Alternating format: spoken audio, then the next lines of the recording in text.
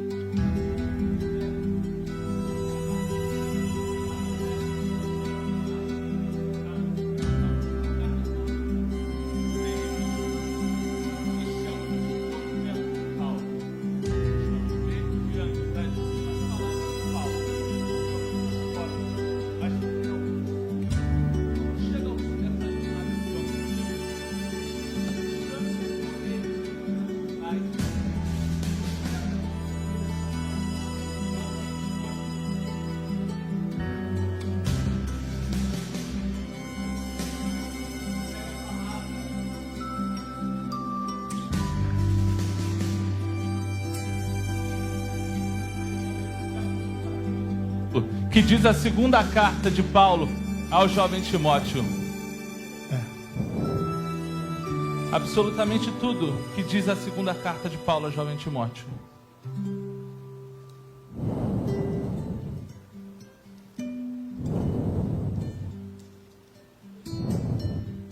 Rafa, volta por gentileza, Isso. Rafa. A gente teve um problema técnico. Isso, volta pra gente, por favor, que teve um problema técnico aqui no microfone e vai prejudicar o entendimento da plateia. Então, pedir, por favor, que volte. Vamos lá, quem sabe faz ao vivo, gente, é isso.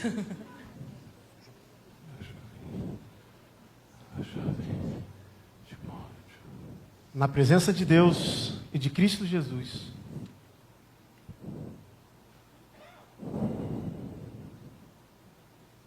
Na presença de Deus e de Cristo Jesus, que há de julgar os vivos e os mortos, eu o exorto solenemente. Timóteo, pregue a palavra. É com esse imperativo que Paulo inicia essa carta ao seu filho na fé, Timóteo. Essa é a sua segunda carta ao jovem pregador e possui um valor histórico sem precedentes. Afinal, além de ser uma convocação solene ao ministério e por isso conter sagradas lições a qualquer cristão vocacionado, trata-se também da última carta paulina de que se tem registro. Este é o último documento de Paulo. Estamos mesmo diante das últimas palavras de Paulo, não somente a Timóteo, mas também ao mundo. E como são os últimos dias desse homem de Deus? Que circunstâncias o rodeiam em seus momentos finais? O que o leva a escrever essa carta ao seu filho amado, ao seu amigo querido? O pedido de Paulo não poderia ser mais solene. Pregue a palavra. Uma vez que chega ao fim a jornada ministerial de Paulo, é hora de Timóteo se erguer de suas limitações e temores, com ainda mais poder e valentia. Paulo disse lembrar das lágrimas sinceras de Timóteo e de sua fé não fingida, que acolheu em seu peito por meio das falas de sua mãe e de sua avó Lloyd. Deus não nos deu espírito de covardia, mas de poder, amor e equilíbrio. Recorda-se Paulo dessa vocação que Cristo nos fez no primeiro capítulo dessa carta. Evite conversas inúteis e profanas, enfatizou Paulo no segundo capítulo da carta. Fuja dos desejos malignos da juventude. Já no terceiro capítulo, ele não foge da face escura do ministério e diz sem medo: Timóteo, todos que desejam viver piedosamente em Cristo serão perseguidos. Tu, porém, permaneça nas coisas que aprendeu por meio das Escrituras. Pregue as Escrituras. Esse mandamento é tão solene que as testemunhas diante das quais Paulo escreve a Timóteo são o próprio Deus e Cristo Jesus.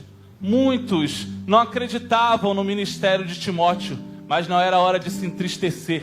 Pregue a palavra. Muitos o ridicularizavam por andar com um pobre coitado, feito Paulo, mas não era hora de se envergonhar. Pregue a palavra. Ainda outros duvidavam até mesmo de sua personalidade, possivelmente tímido, mas não era hora de se ensimesmar. Era hora de pregar em tempo e fora de tempo. Pregue a palavra. Então, é nesse momento que Deus fala aos ouvidos de Paulo, e é como se ele dissesse dos dias que viriam, os dias de hoje. E aí, Paulo vai dizer: Timóteo, vai chegar o tempo em que não aguentarão a sã doutrina. A verdade causará coceira nos ouvidos. As pessoas vão em busca de pregações inofensivas. Vão configurar para si pregadores que lhe afaguem o ego. Que troca infeliz! A pura verdade pela mentira. Contos e mitos podem até lhe emocionar, mas são incapazes de nos salvar eternamente. E é por isso que Paulo insiste: Timóteo, eles podem, você não. Seja sóbrio e pregue o verdadeiro evangelho, e vem sofrer comigo, feito um soldado nas trincheiras de uma guerra. Mas o abandono em massa do evangelho e o fracasso coletivo de boa parte dos primeiros convertidos não eram os únicos motivos pelo qual Timóteo deveria se posicionar em favor de Cristo, assumindo a sua vocação. Outro motivo dado por Paulo era a sua morte iminente, ou como ele gostava de figurar, a sua oferta de libação. Os rituais de sacrifício do Antigo Testamento incluíam esta tal oferta de libação, que seria um momento em que no altar que seriam sacrificados, os animais seriam lavados por algum líquido, geralmente óleo ou vinho. O aroma perfumado desses líquidos denunciava que estava chegando ao fim da cerimônia. Mas não pinte esta tela com cores densas e escuras. Não, pinte como o vivo vermelho de um vinho. A sua morte, ela não tem cheiro de medo ou luto. A sua morte tem cheiro de vida e festa. As suas rimas não são azedas. Não, a sua morte rima com o doce do vinho.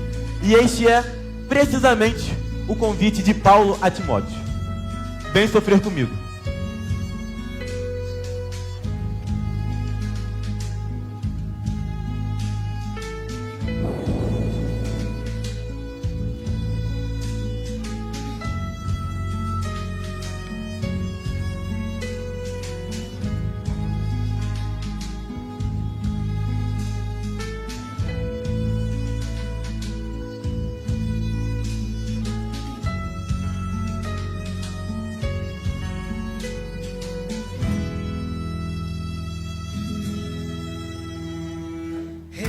Recebemos com tesouro, tá guardado aqui. Nosso peito tem segredos, só se pode ver se olhar de perto e provar da alegria que é chorar. E sofrer comigo, feito um soldado em Cristo se ancorar. Em Cristo se ancorar. Eu sei em quem eu creio e estou certo de que tem poder e é santa força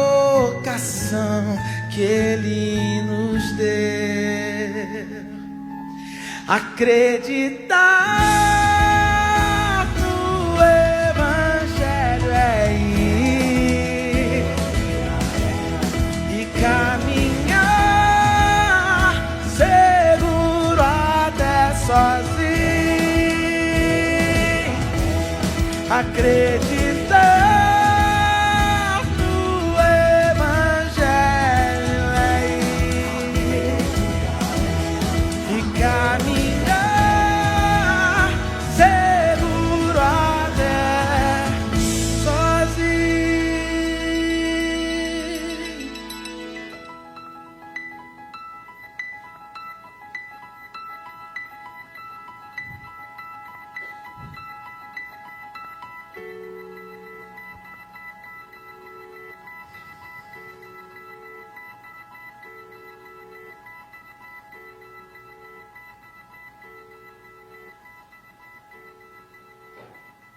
Vem olhar de perto e provar da alegria que é chorar. Acreditar no Evangelho é ir e caminhar seguro até sozinho, seguro até sozinho. Acreditar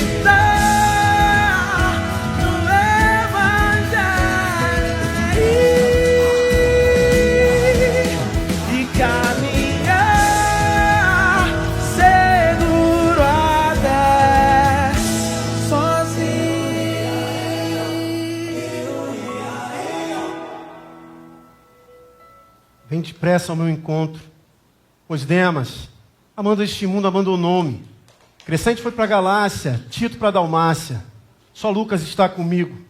Traga-me Marcos, ele me é útil no ministério. Traga uma capa e traga meus livros. Veja o risco que Timóteo está correndo. A convocação solene de Paulo mais parece com um náufrago à deriva, insistindo sorridente que o marinheiro abandone a segurança do navio e se lance com ele ao mar. Vem depressa, Timóteo. Abandone suas frustrações, suas inseguranças. Não há tempo a perder com questões banais sobre aprovação. E nem espere lá que te aprovem tanto assim. Vem depressa. E por que a pressa? Paulo vai dizer que Timóteo deveria se apressar em primeiro lugar, porque Demas o abandonou. Amando o presente século, o abandonou. Esse é o mesmo Demas que vemos sendo citado na carta aos Colossenses, ao lado de Lucas, certamente um companheiro na jornada paulina. Depois, o vemos sendo citado em Filemão, como um cooperador de Paulo.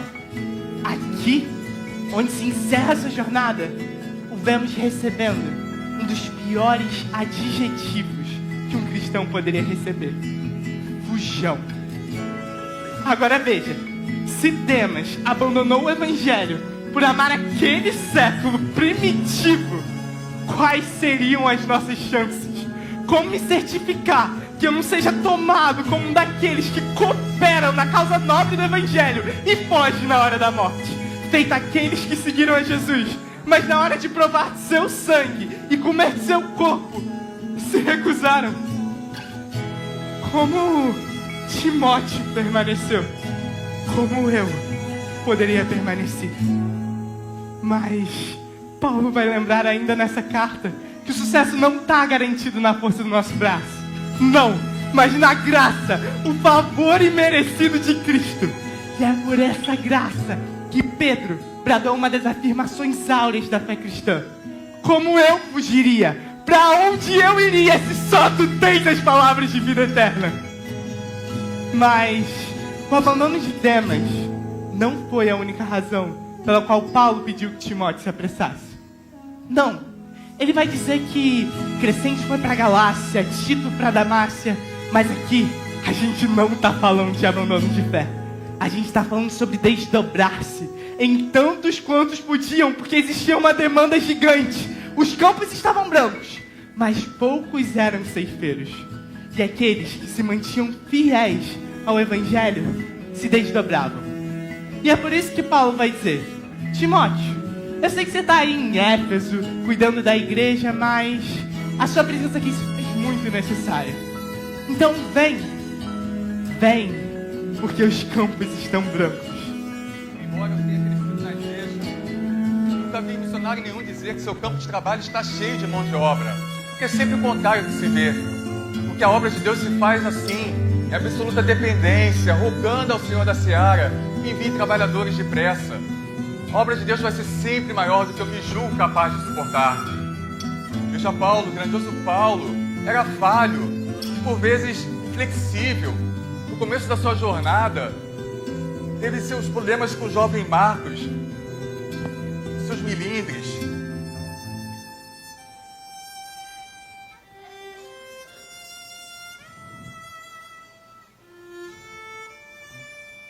Mas aqui, um dos seus últimos desejos, ele disse a Timóteo: traga Marcos com você, ele me é útil. A obra de Deus pode ser falha, mas ao contrário de Paulo, que se deixou mover pela ação do Espírito Santo,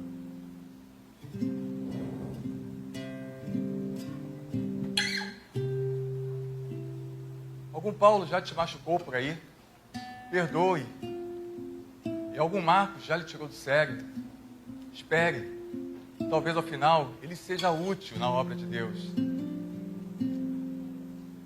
Toda essa solidão paulina se resume ao final em uma só frase: traga minha capa e alguns livros. Eu preciso lhe perguntar sinceramente: você quer esse evangelho para você? Mas olha aqui, está Paulo, o maior missionário da igreja, preso, com frio, sentindo falta. Veja Cristo na cruz, não que estivesse sentindo falta de qualquer outra coisa, mas ele sentiu falta do próprio Pai. Torna a dizer: você quer esse evangelho para você? Mesmo sabendo que ele está preso, tem que tomar a mesma trilha e terminar seu dia pedindo uma capa e alguns livros. Uma voz, uma vez, antiga, me disse: Deus, se tens assim, se trata assim seus próprios amigos, não me admira que tenha tão poucos. Esse é Paulo dos seus últimos dias.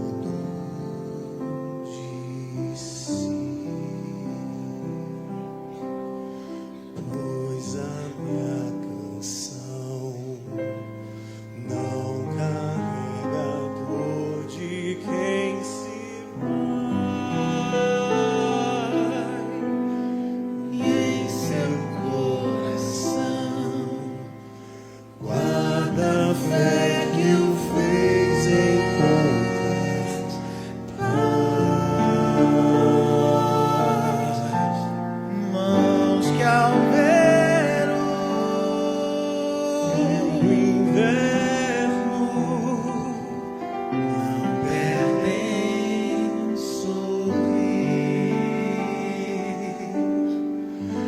aquecidas pela graça, torno a repetir. Dor nenhuma se compara à glória por vir. Dor nenhuma se compara à glória por vir.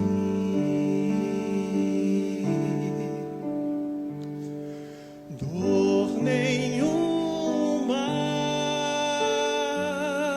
alma nua,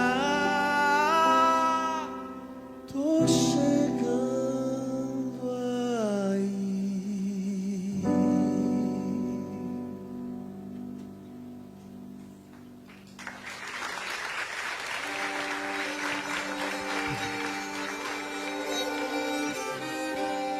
Alexandre o ferreiro me causou muitos males. O Senhor lhe dará retribuição pelo que fez. Timóteo, previna-se contra ele, porque se opôs fortemente às nossas palavras. Na minha primeira defesa, ninguém apareceu para me apoiar. Todos me abandonaram. Que isso não lhe seja cobrado. Quando a gente tem em mente que esta carta de Paulo ao seu amado Timóteo, na verdade, é uma solene convocação ao ministério, essa sessão aqui, onde ele fala sobre a traição de Alexandre e o abandono que sofre em sua primeira defesa, demonstra o nível de sinceridade de Paulo para com Timóteo. Não existia qualquer intenção de maquiar a realidade do Evangelho. Timóteo não estava sendo enganado quanto aos terríveis perigos de se lançar na preciosa jornada que é a proclamação da verdade de Deus. E enquanto falava com seu jovem sucessor, Paulo poderia dar vários e vários conselhos. Afinal, quando o assunto é sofrimento, ninguém é melhor do que ele para preencher a pauta com experiência pessoal. Ele poderia falar sobre a dor das chicotadas. Ele poderia falar sobre naufrágios. Ele poderia falar sobre o frio das masmorras. Tudo isso Paulo sofreu. Tudo isso poderia sobrevir a Timóteo. Mas o que Paulo acha de singular importância era preparar Timóteo para traição no campo. Se o nosso Cristo, até mesmo o nosso Cristo, teve que sofrer de um anoitecer, de um beijo amigo, que o levou direto para os braços de seus perseguidores, estaria Paulo livre de sofrer o mesmo? Ele deveria se enganar com a real possibilidade de não passar pela mesma coisa? Ao que tudo indica, Alexandre teria sido alguém importante por quem Paulo poderia ter contado em sua primeira defesa. Mas ao invés de oferecer ajuda no caso de Paulo, Alexandre teria sido seu principal opositor. E como se já não bastasse, lá está Paulo, como um animal amarrado frente à sua presa. Ele se levanta com dificuldade para falar, mas quando olha ao seu redor, encontra os magistrados. Ele encontra seus perseguidores. Ele encontra seus opositores. Mas não tem sequer um rosto amigo. Veja bem, Paulo. Você que tanto desejou partilhar do mesmo sofrimento de Cristo, agora se vê que nem ele, abandonado por seus amigos. Valeu a pena, Paulo? Você que tanto cuidou, você que tanto abraçou por aí, no seu dia mais difícil, não tem ninguém para lhe retribuir esse abraço. Valeu a pena, velho Paulo? E a pergunta volta pra você. Você quer esse evangelho? Olhe bem pra esse texto e me responda. Você quer mesmo correr o risco de terminar no seu último dia como o velho Paulo? Como seu Cristo? Olhe bem, veja bem. Se você começar a se envolver demais com esse negócio de igreja, de Cristo, de evangelho, é possível que você comece a perder algumas coisas que todo mundo considera de grande estima. Se seu envolvimento chegar até o pescoço, é provável que você perca até alguns amigos. Ou até mesmo aquela tão sonhada promoção na carreira profissional, que as ideias do evangelho vão começar a bagunçar sua cabeça de uma forma bem estranha.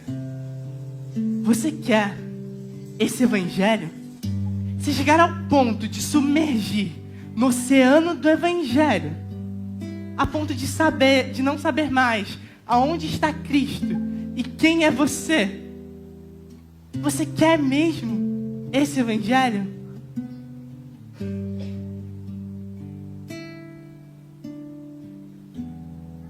Você pode chegar ao ponto de estar sozinho em algum canto distante,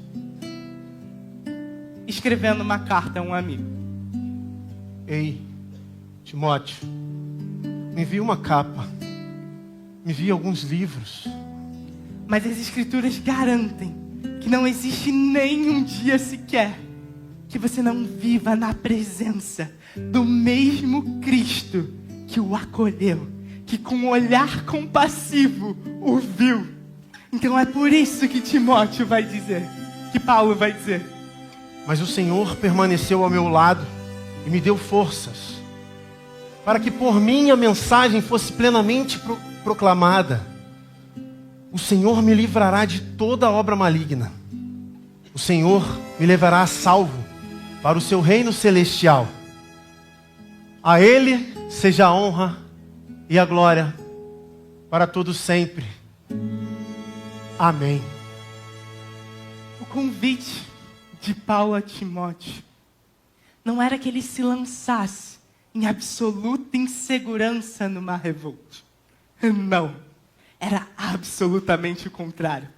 Esse convite era para que Timóteo subisse no navio mais firme. Aliás, na rocha inabalável que é Cristo. Então, por isso, a insistência de Paulo.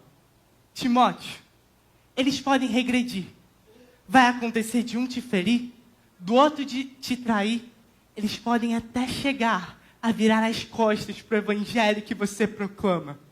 Mas olha, o evangelho gera isso. O evangelho é esse confronto. Então, Timóteo, tu, porém, permaneça firme. Porque, Timóteo, eles podem. Você, não.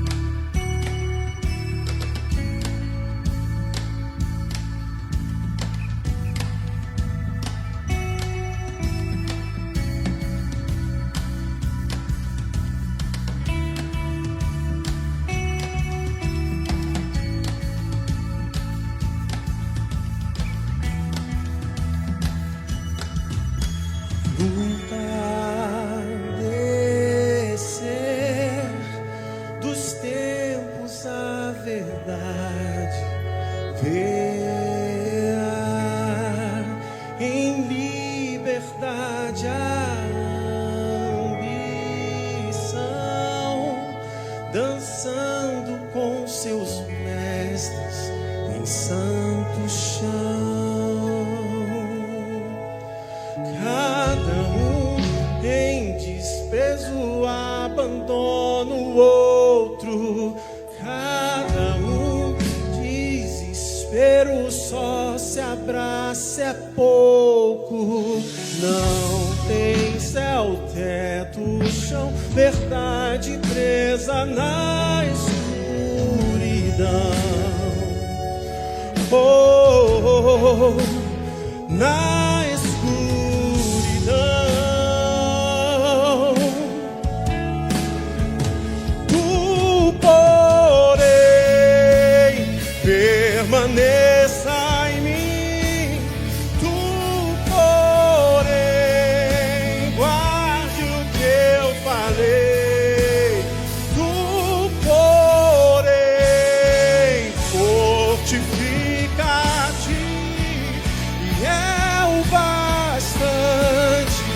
graça que eu deixei, tu, porém, permaneça em mim, tu, porém, guarde o que eu falei, tu, porém, fortifica-te, e é o bastante a graça que eu deixei, tu, porém,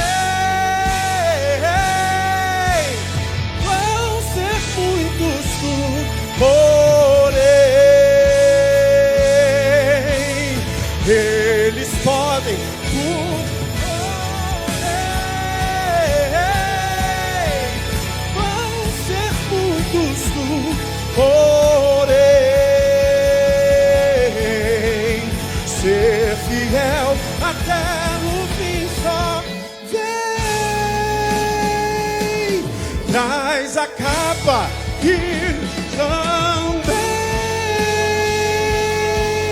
os vivos amigos e só Deus. Eu tô sozinho, tu, porém, ser fiel comigo.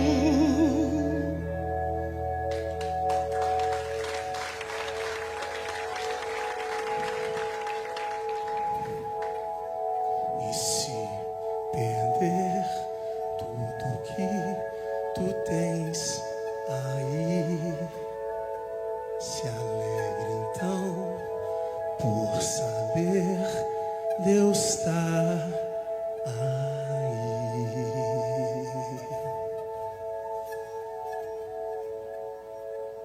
Na realidade do Evangelho, a realidade das coisas costumam ganhar outras cores.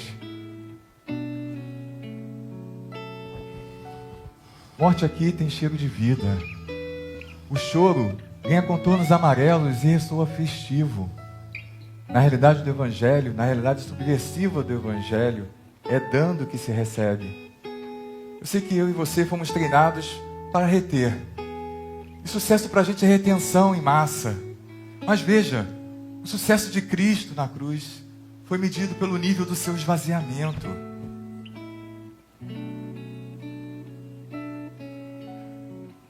Veja Paulo aos olhos do tribunal, ali sozinho, doente, sujo. Nesse momento, Paulo expressa seu momento de maior alegria. E ao relatar em sua bela canção, ele deixa escapulir uma breve e pequena canção de louvor. A Deus seja dada toda a glória. Amém. Na realidade do Evangelho, a realidade das coisas costumam ter outras cores. Estamos caminhando para as últimas palavras desta carta. As últimas palavras do grandioso Paulo. Aliás, do pobre, coitado e aprisionado Paulo. Porque na realidade do Evangelho, a realidade costuma ser outra. Saudações a Priscila e a Áquila e a casa de Onesífero. Erasto permaneceu em Corinto, mas deixei Trófimo doente em Mileto. Procure vir antes do inverno. Êubulo, Prudente, Lino, Cláudia e todos os demais irmãos enviam-lhe saudações. O Senhor seja contigo, o Senhor seja com seu espírito e a graça seja com você, amado Timóteo. Como chega ao fim dos seus dias um homem de Deus? Paulo chega assim, aparentemente sozinho, mas sem nenhuma gota de amargura em seu peito. Antes, saudações e gratidão são exaladas por meio das suas palavras. Ele faz menção de amigos queridos com quem ele viveu momentos importantes na fé. Priscila e Áquila, com quem dividiu a jornada missionária em alguns momentos. Onesíforo, o homem que foi muito importante em sua caminhada. Fala sobre Erasto também, possivelmente um tesoureiro da igreja de Corinto. Igreja essa que deu muito trabalho a Paulo. Demandou muito da atenção dele. Mas como chega ao fim dos seus dias esse homem de Deus? Paulo chega assim, fazendo aquilo que fez ao longo de todo o seu ministério. Cuidando dos outros. Deixei Trófimo doente em Mileto. É como olhar ao próprio Cristo vivendo o seu maior momento de agonia e dor e ainda assim pensar na sua mãe e no seu discípulo mais novo. Mãe, eis aí o teu filho. Filho, eis aí a tua mãe. Cristo, naquele momento final, ainda pensou e entregou o coração de sua mãe a seu discípulo João. Paulo entregou o doente Trófimo ao seu discípulo Timóteo. Quem de nós pensaria no outro no seu momento de maior dor? Paulo pensou. Cristo também. Porque na realidade do Evangelho, a realidade das coisas costuma ganhar outras cores. E nesses momentos finais ele ainda encontra tempo de falar sobre aqueles que possivelmente seriam os seus últimos frutos. Eúbulo, Prudente, Lino, Cláudia. É como se ele falasse: Timóteo, se você chegar aí e eu não estiver, procure por esses novos convertidos. E realmente agora estamos chegando ao final dessa carta. E para quem acompanhou aquela jornada cinematográfica da Sociedade do Anel, vai lembrar-se da despedida emocionante do pequeno e corajoso Hobbit com seus amigos. E aquele abraço final em seu amigo Sam, em que eles lembram da jornada que os levou até ali. E é nesse momento que nós estamos, a jornada de Paulo e Timóteo. Nos próximos momentos nós temos as últimas frases e o último abraço de Paulo a Timóteo. E Paulo poderia dizer a ele muitas coisas, desejar-lhe o melhor, desejar coisas maravilhosas em sua vida, mas Paulo sabia muito bem o que desejar a ele. Paulo sabia aquilo que o impediu de padecer inúmeras vezes. E padecer aqui não é sentido de morte, não. Porque a morte para Paulo seria lucro. Então Paulo vai dizer a ele: Timóteo, quando eu tinha sua idade, quando eu era jovem, eu fui até Deus desesperado, com um espinho que me aferroava a alma. Mas Deus me disse: Paulo, não se preocupe, a minha graça te basta, porque o meu poder se aperfeiçoa na sua fraqueza. E é isso, Timóteo, que eu desejo a você, o favor imerecido dos céus, que certamente me abrirá as portas celestiais. Timóteo, que a graça seja contigo. E ao dizer isso, descansou a pena do poeta, descansou o apóstolo eternamente. Missão cumprida, seu ministério findou. Eu não sei se Timóteo chegou lá antes do inverno, como Paulo desejou. Mas a pergunta é, se você vai chegar antes do inverno. Timóteo, vem depressa. Me alegrarei, pois eu sei que tenho a ti. Me ponho ao chão para agradecer o teu amor por mim, tua graça sobre mim.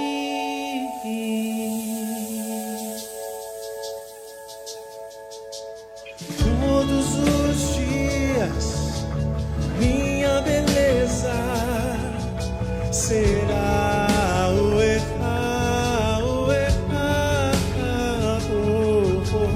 Todos os dias minha riqueza será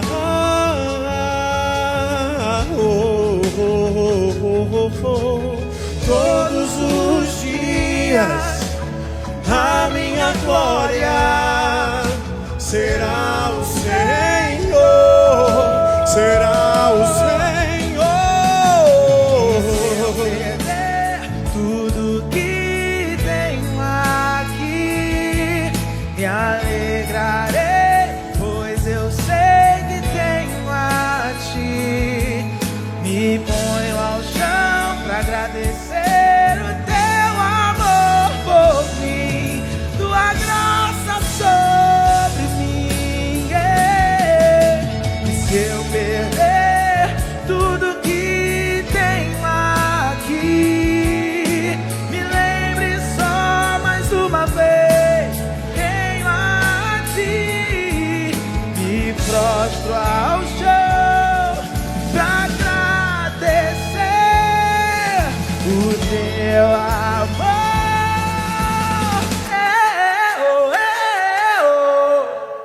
Vou pro chão pra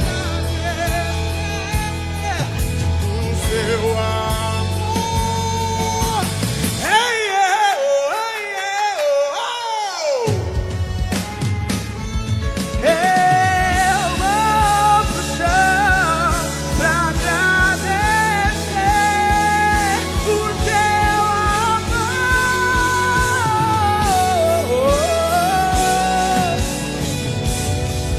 É a graça que me acaba e depois que eu juntei tanto e depois de tantas vezes, é a graça que me acaba e destrói, não fica nada, só a graça.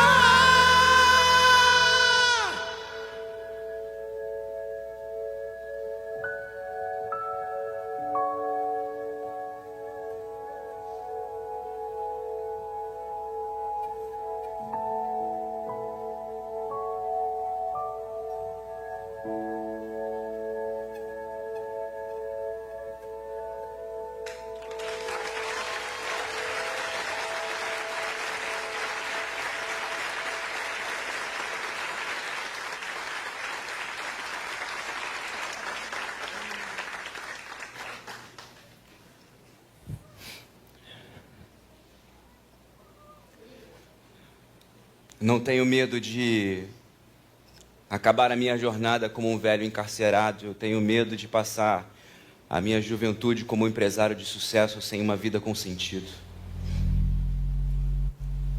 Não ter um jovem que investe sua vida em outras vidas e por isso deixa de lado alguns ganhos pessoais. Eu tenho medo de me tornar um velho que olha para trás na sua carreira e não encontra obra nenhuma que tenha permanecido. As métricas de sucesso momentâneas nos enganam demais. Hoje você pode ser um jovem se esforçando para galgar passos na sua carreira e, obviamente, tudo bem. Mas a minha pergunta para você é: faz sentido? Hoje você pode ter mais idade e olhar para trás e olhar para o lado e ver que não conquistou pessoas, não conquistou feitos e frutos que valessem a pena uma vida. E é por isso que hoje, olhando para a vida de Paulo, um velho encarcerado, doente, sozinho, abandonado. Não, ele não se acha um velho sem sentido. Não, ele não se acha um velho derrotado. Não, ele não está ali menosprezado dentro de si. Ele tem a boa consciência de saber que a sua vida é frutífera e frutuosa. Não é à toa que, dos recônditos de uma prisão romana, ele escreve uma carta. Ele investe talvez os últimos recursos que tinha, naquela época, um custo tão grande, escrever e conseguir enviar uma carta para alguém. Paulo tem o que dizer, Paulo tem conteúdo de vida, Paulo tem poder para ser compartilhado. E não, Timóteo não é somente um menino tímido, amedrontado, não é somente um pastor que não está dando certo em uma igreja. Timóteo é alguém que tem um firme fundamento e um firme testemunho, alguém a qual Deus capacitou e seria usado por Deus ainda para conduzir aquela igreja de Éfeso aos caminhos do Senhor. A grande peça fundamental nessa noite, a grande verdade que pode mudar para sempre a sua jornada, a grande decisão e a grande confiança que Paulo, um velho abandonado, tem, mas o faz um grande homem de Deus, e Timóteo, um menino tímido, ainda sem sucesso ministerial, o faz de um grande homem, um grande pastor, pois eu sei em quem tenho crido, e eu sei que é poderoso para guardar o meu tesouro até o dia final. Paulo não se vê como um homem de sucesso, confiando somente numa carreira ou somente em algumas palavras que havia registrado. Paulo está confiado naquele que cria. Eu sei em quem tenho crido, e eu sei que Ele é o verbo de Deus, eu sei que Ele é a manifestação de Deus, eu sei que Ele é a luz que dissipa todas as trevas. Pois eu sei em quem tenho crido, eu sei que Ele é o Rei dos Reis soberano, o Senhor da criação, o qual todo o universo e toda a criação é sustentada pela obra de suas mãos. Pois eu sei em quem tenho crido, Ele é o Cordeiro de Deus que tira o pecado do mundo, que transforma a minha vida, que limpa o meu coração, que me faz ter sonhos e planos novos, que me faz ter direção e futuro, que me faz sim sonhar em amar mais as pessoas e finalmente me ver liberto dos meus egoísmos que me atrasam. Pois eu sei em quem tenho crido. E eu sei que Ele é dínamos, eu sei que Ele tem poder, eu sei que Ele age poderosamente, eu sei que Ele age e efetua as suas transformações, Ele age e abre portas onde não existiam, Ele age e abre caminhos onde só haviam obstáculos, Ele age e continua agindo num velho como eu e agirá nos Timóteos que estão aqui. E Ele é poderoso para guardar o meu tesouro, a minha vida.